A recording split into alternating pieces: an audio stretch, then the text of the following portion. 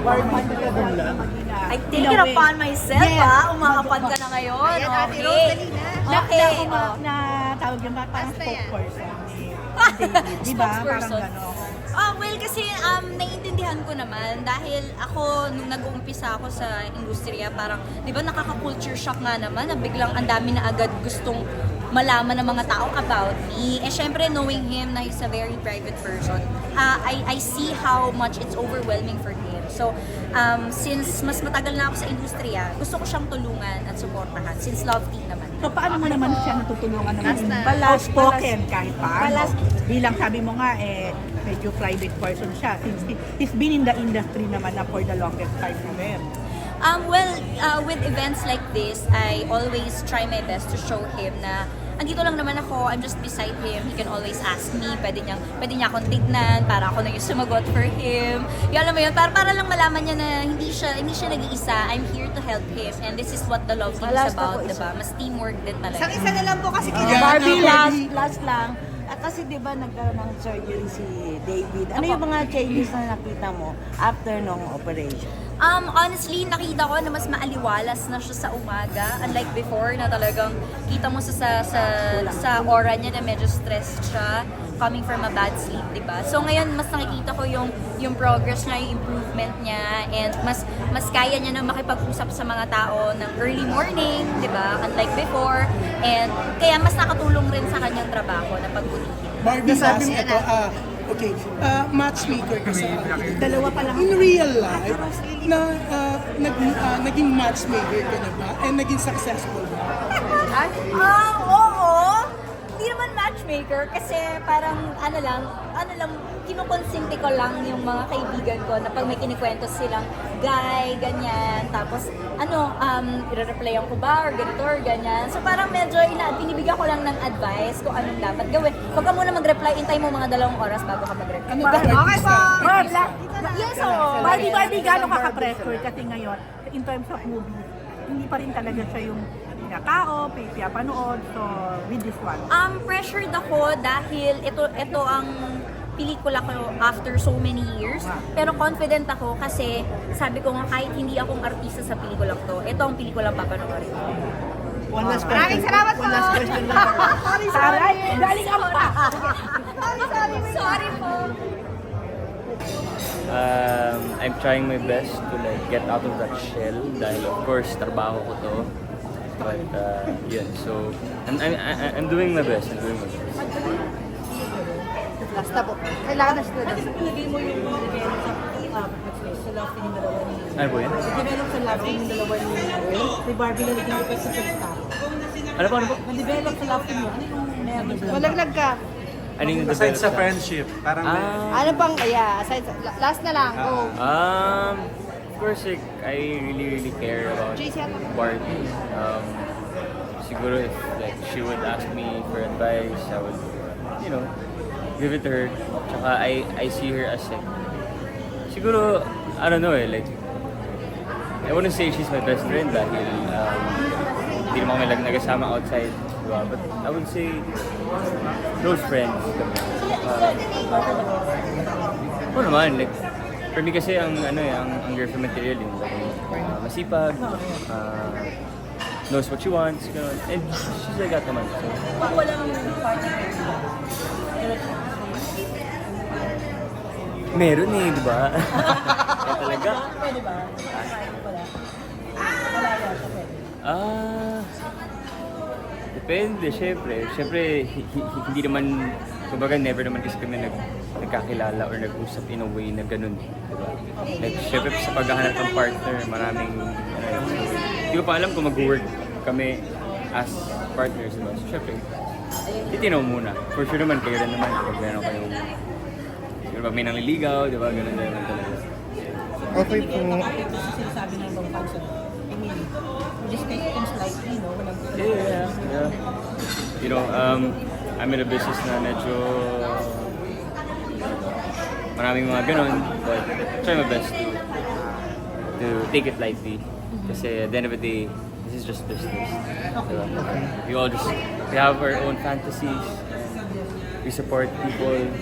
meron din man ako sinusupport si Kobe Bryant, mahal na mahal ko yun. So, yeah, niniintindihan ko naman. Okay po. Salamat po. Sige po. Siyempre, maputi. Mahilig ka sa maputi. Oo. Ano ba? Maganda. Oo. Ano ba? Sexy. Sexy. Talino. Ganda ng buhok. Exactly. Matangkad. Dapat. Yes, ganun. Tsaka mabango daw. Mabang. Kasi mabango naman eh. Ikaw naman kay David. Ang mga gusto kong qualities ni David, yung pag-aalaga niya sa akin, pag kami lang dalawa, yung kapag kunwari, actually isa nga sa mga naalala kong memorable na eksena, yung doon nga nung nasa crossing kami, nasa kalsada kami, wala kaming lapel, wala kaming anything. Nakatayo lang kami doon sa gitna ng daan habang ang daming sasakyan, mga bus na dumadaan. Pero parang nagchichikahan lang kami kasi montage lang naman yun. Nagchichikahan kami. So parang at that moment in time, parang feeling ko kaming dalawa lang yung nag-exist. Kasi parang cars are passing by, ganyan. Pero parang kami nag-uusap lang kaming ganyan. So parang tuloy lang yung mundo. Pero kami nakatigil lang kami. Nag-uusap lang kami about life, about ourselves.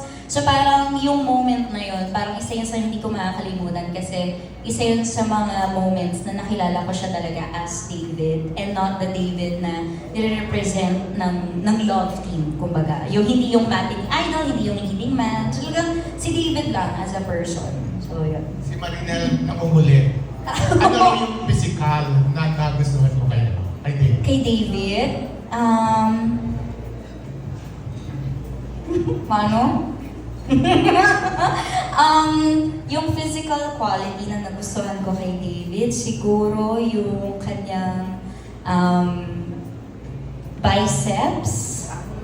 Nakita ko yon nung maging sino ka man kami kasi lagi siya nakasando. Wow, lagi siya nakasando. Malaki-laki ng katawan niya kasi lagi siya nag-workouts. Nakalaki ng biceps niya. Ganun. Diba? Na-experience ko yun kasi diba natulog kami sa kama. Doon sa eksena mo, magkatabi kami. Naramdaman ko ang kanyang mga tisig.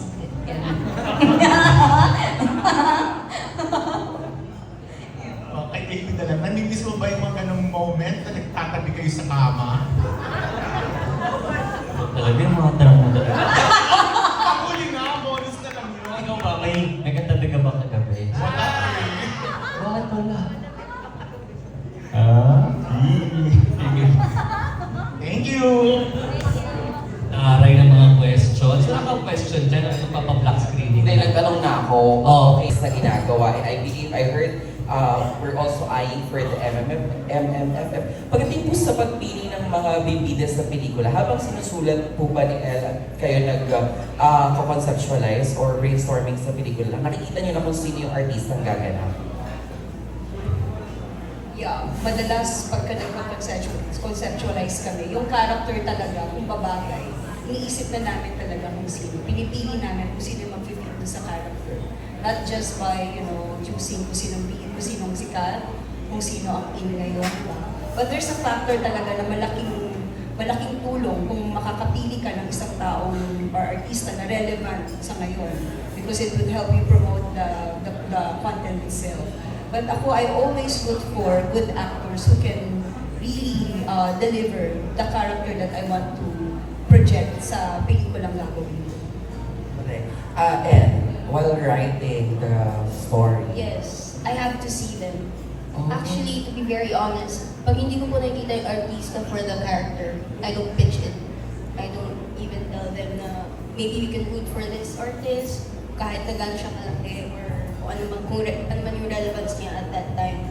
More on, habang sinusulat ko, pag nakita ko na silang ginagampanan yung character na yun, go na. And I'm very proud to say na I saw David and Barbie for this film, clearly. Kaya naging madali ko for Barda. thank you. Next lang, additional question for Direk Cathy. Ayan, Direk, another question po. Di ba nababanggit naman ang lahat na parang si David nga, shy type, mahihain ganyan. Paano po pag nasa set? Paano niyo po inilabas ang husay ni David Licauco sa that kind of love? same as David. Ganun pa rin siya. Well, nakakatuwa kasi napaka-genuine yung tao. Kung ano siyang makikita mo sa personality niya, walang walang fasad. Pero, I was really surprised kapag nandun na siya into character. Sobra niyang binibigay ng maayos yung gusto kong makita sa character. And with Barbie's support, they really complement each other. Actually, yung pagiging tahimik ni David, yun ang character niya as Adam ni Diyos. Yung pagiging quirky ni Mila, yun din naman ang merong personal touch with Barbie. Kaya with David, sobra akong natutuwa kasi kahit papano, binibigay niya kung ano yung dapat para sa character niya. Very professional, man of his words, and kita niyo naman right now kung ano siya, walang halong pasad sa character niya. Kaya I really appreciate actually both of them. Even Barbie, the way she explains herself, the way she take on David's place, diba? Ang ganda ng tandem nila. They're really a love team. Ito yung masasabi kong love team kasi the word team itself is very important. Yung professional and personal nila, tinatayo pa rin nila yung love team na sinasabi natin. So I am so rooting for these two. Sana po, with your help, magbigay naman tayo ng chance for this love team to work. Totoo yan. Thank you, Direk and Al. Maraming salamat. At Sir Jem, balik sa'yo. May question ka ba?